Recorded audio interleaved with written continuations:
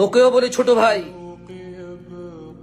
যে মেয়েকে তার বাবা কখনো কাজ করে নাই, মা কখনো কাজ করে নাই, শুধু তোকে ভালো লাগছে, তোর সুন্দর সুন্দর কথা ভালো লাগছে, নিজ গর্ভধারিণী মা যার পায়ের নিচে ওর জান্নাত, মাকে লাঞ্ছিত করে যে মেয়ে তোর জন্য চলে আসছে, যদি একটু থেকে একটু বেশ কম হয় ছোট ভাই আমার, অথবা তুই যে রোমান্টিক কথা বলিস, তুই যে সুন্দর সুন্দর কথা বলিস, আচ্ছা ও তোর সাথে গেছে কেন বলতে পারিস ছোট ভাই?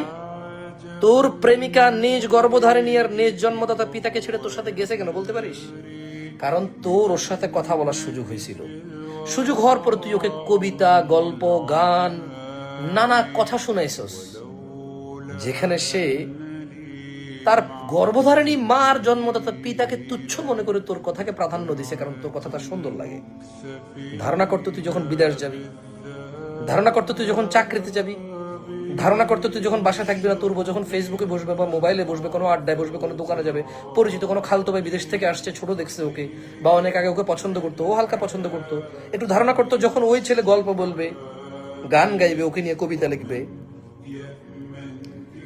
তোর বউ যদি গর্ভধারিণী মা আর জন্মদাতা পিতাকে তোর কবিতা আর গান শুনে চলে আসতে পারে, ধারণা কর তোকে যেতে কি লাগবে।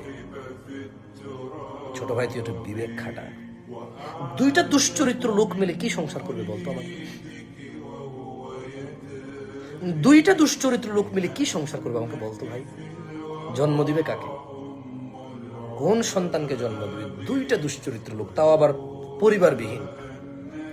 দুইটা লোক একত্রিত হয়েছে দুইটা পরিবারকে মানে ধ্বংস করে, দুইটা পরিবারের বদদোয়া নিয়ে দুইটা লোক একত্রিত হচ্ছে।